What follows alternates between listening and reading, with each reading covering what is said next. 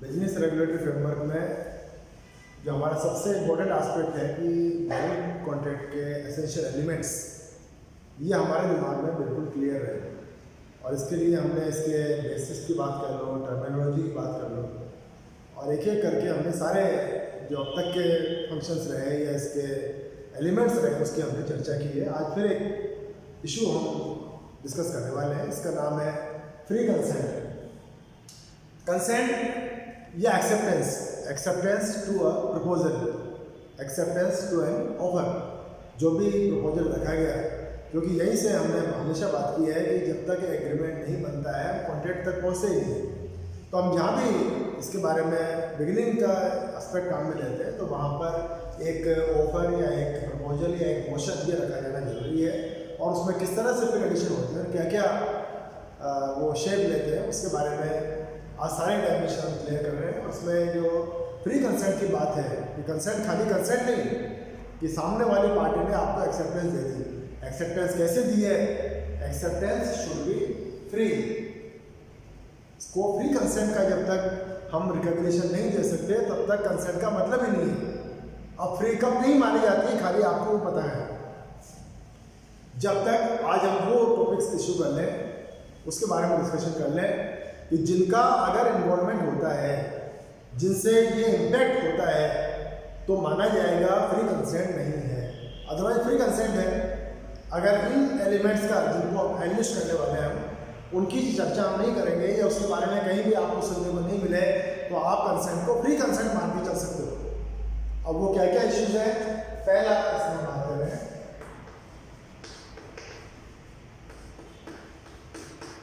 या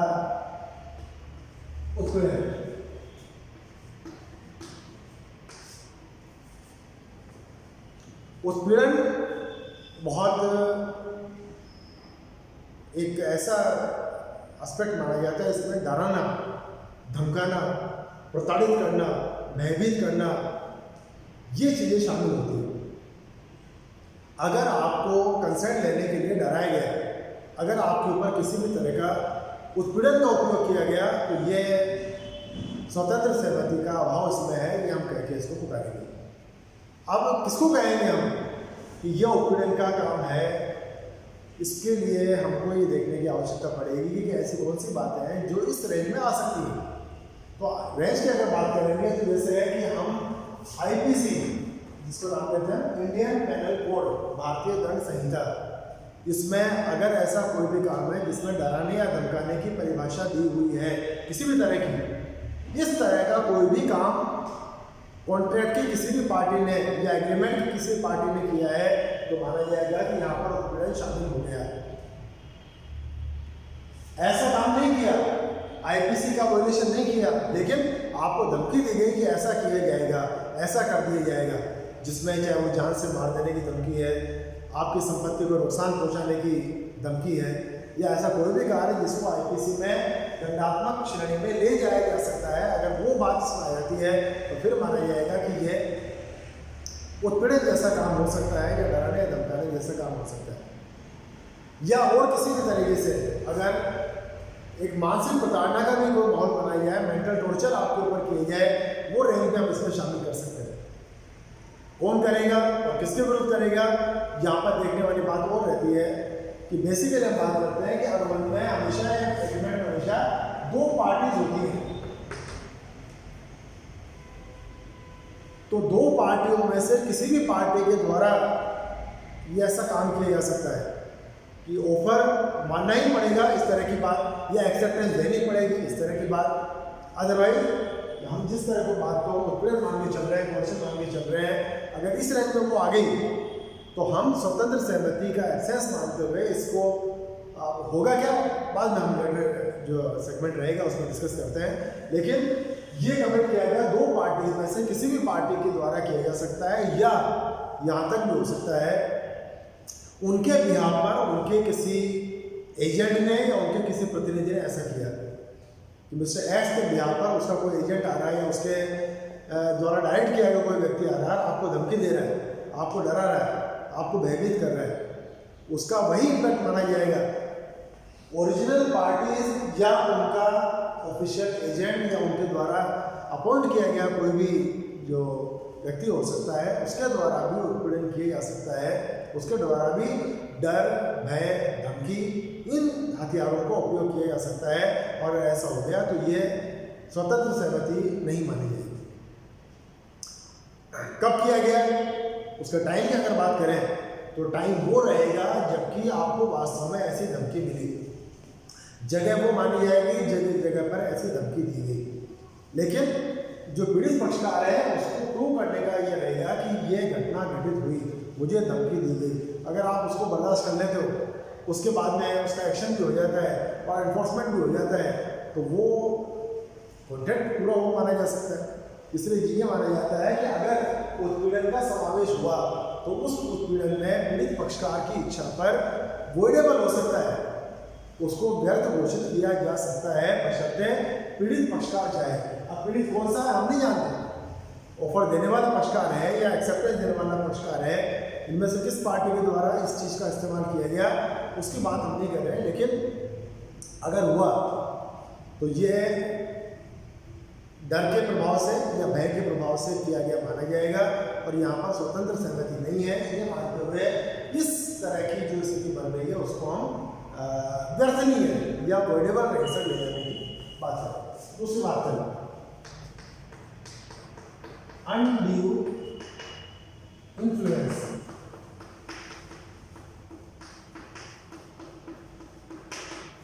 अनुचित प्रभाव,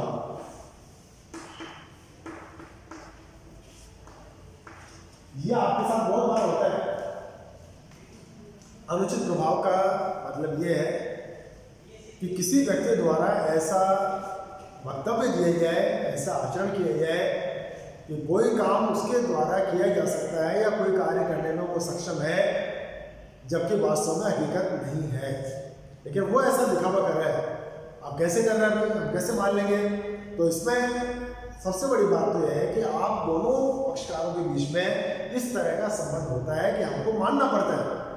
आप किसकी बात मानते हैं कि जैसे फैमिली मेंबर्स होते हैं, पेरेंट्स और जो उनके बच्चे होते हैं, उनके बीच में इस तरह का संबंध होता है कि पेरेंट्स कोई बात नहीं कह रहे हैं आपसे, उसको नहीं मानने का हमारे पास कोई प्रश्न नहीं होता, औचित्य नहीं होता है।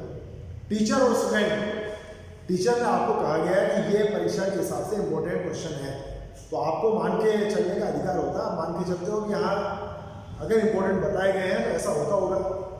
एक वकील और उसका क्लाइंट, इनके बीच में ऐसे रिलेशन होते हैं कि वकील ने जो सजेशन दिया उसको मानने का उसको अधिकार भी होता है, उसके पास मजबूरी भी होती है, व्यवस्था भी होती है। तो बेसिकली बात ये होती है कि अनड्यू इन्फ्लुएंस ऐसा दिया जाता है कि आपको एक्सेप्टेंस देने के पर्पज से इस तरह की बात बताई जाए जो कि वास्तव में रियलिस्टिक नहीं है, और अनुचित प्रभाव के माध्यम से अगर पार्टी बेनिफिट उठाने की स्थिति में होती है, वो किसी तरह का एडवांटेज ले लेती है, तो ये अनड्यू इन्फ्लुएंस की बात आ जाएगी। कई बार होता है मेरा उससे परिचय है, किसी व्यक्ति के बारे में कह रहे हैं कि मैं आपका काम करा दूंगा, मेरे उस ऑफिस में जानकारी है, मेरी उस व्यक्ति से जानकारी है, वो तो मेरा रोजाना का मिलना उस व्यक्ति से है। ये बातें इस तरह की होती है कि अगर आपसे संबंध ऐसे हैं जिस वजह से हमको उसकी बात सही लग रही है जबकि वास्तव में सही नहीं है, तो उस केस में अगर इससे प्रभावित होकर, उस स्टेटमेंट से प्रभावित होकर, उसके उस बात से प्रभावित होकर आपने एग्रीमेंट किया है, तो फिर आपका अधिकार रहेगा। अगर वो रियलिस्टिक नहीं मानी जाए तो आप व्यर्थ नहीं करा सकते हो, उसको एनफोर्समेंट से रोकने का प्रयास कर सकते हो, लेकिन आपको प्रूव करना पड़ेगा ऐसा स्टेटमेंट दिया गया था, हमको ये मानने की मजबूरी थी, हमारे सामने ही व्यवस्था थी। तीसरी बात करते हैं, ये होता है फ्रॉड, इसको नाम देते हैं कपट। कपट का मतलब ये है फ्रॉड कर रहे हैं, दूसरे व्यक्ति को डिसीव करना, दूसरे व्यक्ति को धोखा देना, ये हमारा पर्पज है। और ये हमारे सारी कहानी कहाँ चल रही है, फ्री कंसेंट, एक्सेप्टेंस दे रहे हैं, और सामने व्यक्ति जो पार्टी है, सामने वाला व्यक्ति है, इसको धोखा देना, उसको नुकसान पहुंचाना, ये हमारा पर्पज है। अगर ये इसमें इन्वॉल्वमेंट हो गया तो फिर इसका एलिमेंट आ गया, ये स्वतंत्र सहमति को खत्म कर देगा, इसका एक्सेस इसमें पाया जाएगा। अब यहाँ भी कैसे होगा, ये फ्रॉड वाली बात कैसे हुई, ये बाइलेटरल भी हो सकती है, यूनिलैटरल भी हो सकती है। दोनों ही पक्षकार अगर एक दूसरे को धोखा देने का इंटेंशन कर रहे हैं। जैसे कहानियों में कई बार सुना है ना कि एक व्यक्ति अपने फ्रेंड को धोखा देने के लिए उसको पहाड़ की चोटी पर ले गया और वहाँ उसको धक्का देना उसका पर्पज ये है, और दूसरे फ्रेंड ने क्या कर रखा है कि वो उसका वहाँ ले जाने का पर्पज ये है कि वो जहरीली चीज़ ले गया, इसको खिलाऊंगा और बाद में इसकी प्रॉपर्टी है जो भी उसके हित है वो मैं प्राप्त कर लूँगा। एक ने दूसरे को धक्का दिया, वो डेथ हो गई, दूसरे व्यक्ति ने उसकी मिठाई खा ली, उसकी डेथ हो गई।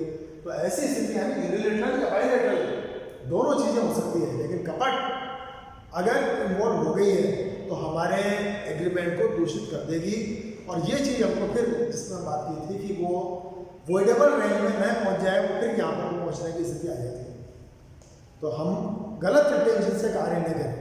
हमारा पर्पज काम करना हो सकता है, किसी व्यक्ति को उसके लिए एग्री करना हो सकता है, उसको स्वीकृति उसकी प्राप्त करना हो सकता है, लेकिन इसके लिए अगर फ्लोट का सहारा लिया जाता है तो फिर हमारे लिए एक चैलेंजिंग टास्क यहाँ खड़ी हुई है।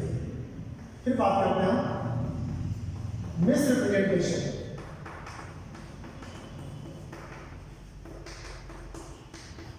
इसको बोलेंगे हम मिथ्या वर्णन।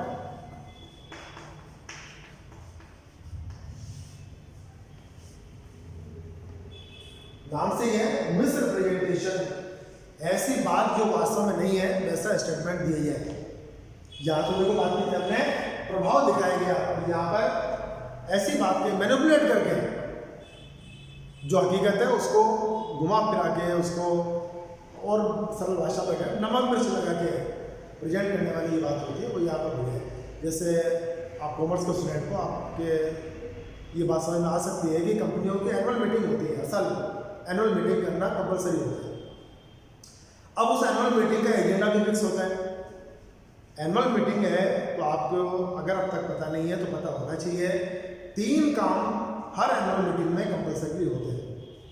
पहला काम ये होता है कि साल भर का जो भी हमारा परफॉर्मेंस रहा, इसको डिस्प्ले करने वाला जो हमारे फाइनेंशियल स्टेटमेंट है, ट्रेडिंग अकाउंट है, P&L अकाउंट है, बैलेंस शीट है, इनका अप्रूवल करती है कंपनी की एनुअल जनरल मीटिंग। बाकायदा उसकी कॉपी आपको मीटिंग की इंफॉर्मेशन के साथ दी जाती है। आप प्रिपरेशन करके आओ, आप उसके बारे में कोई क्वेश्चन पूछना चाहें तो वो आप पूछें, और उसके बाद में उसका डिस्कशन करने के बाद में अप्रूवल जब मिल जाता है तो वो फाइनल कंप्लायंस की स्थिति में आती है। दूसरी बात होती है डिविडेंड डिक्लेयर करना, वो भी मीटिंग में ही होगा। डिविडेंड के लिए अलग से कोई गुप्त बैठक होती हो या किसी भी तरह का एक डिसीजन मैनेजमेंट ने ले लिया और आपको सूचित कर दिया, ऐसा नहीं होता है। कंपनी की मीटिंग में ही डिविडेंड का डिसीजन होता है। वो जब फाइनेंशियल स्टेटमेंट आपके सामने है तो कितना डिविडेंड बांटा जा सकता है सबके सामने बात रहती है, और उसके बारे में कोई भी डिसएग्रीमेंट है आप उसमें प्रूव कर दो। हमने आपको एक बात और की थी, और वो है कि कंपनी जब भी शेयर इशू करती है, उस शेयर इशू करते समय एक डॉक्यूमेंट कंपनी के द्वारा जारी किया जाता है, उसका नाम होता है प्रोस्पेक्टस। इस प्रोस्पेक्टस में कंपनी के बारे में तमाम बातें दी जाती हैं।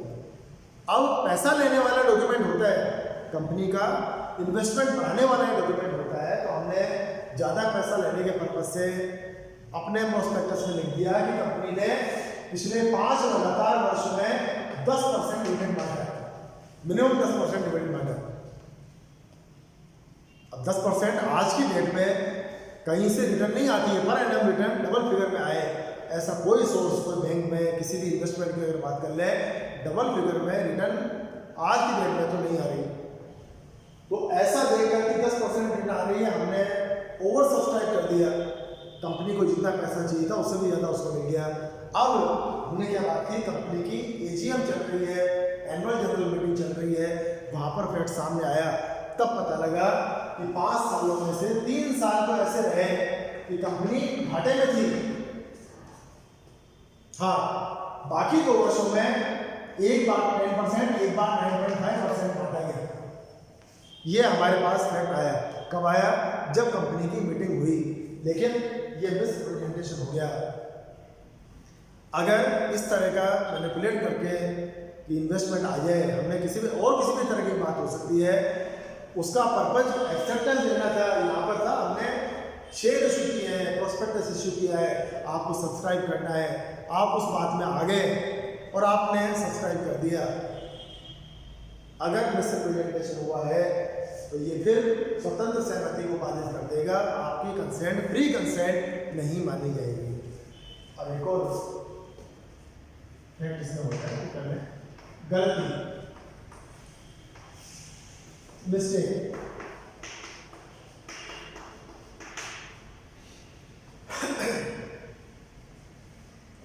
गलती कर रहे हैं किसके बारे में?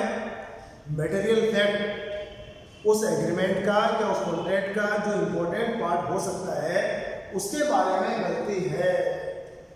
गलती क्या है? चाहे वो कंटेंट को पहचानने के बारे में है, उसके कंसिडरेशन की एक्चुअल पोजीशन क्या है उसके बारे में है, लोकेशन के बारे में हो सकती है, पार्टीज की रियल आइडेंटिटी इसके बारे में भी मिस्टेक की बात हो सकती है।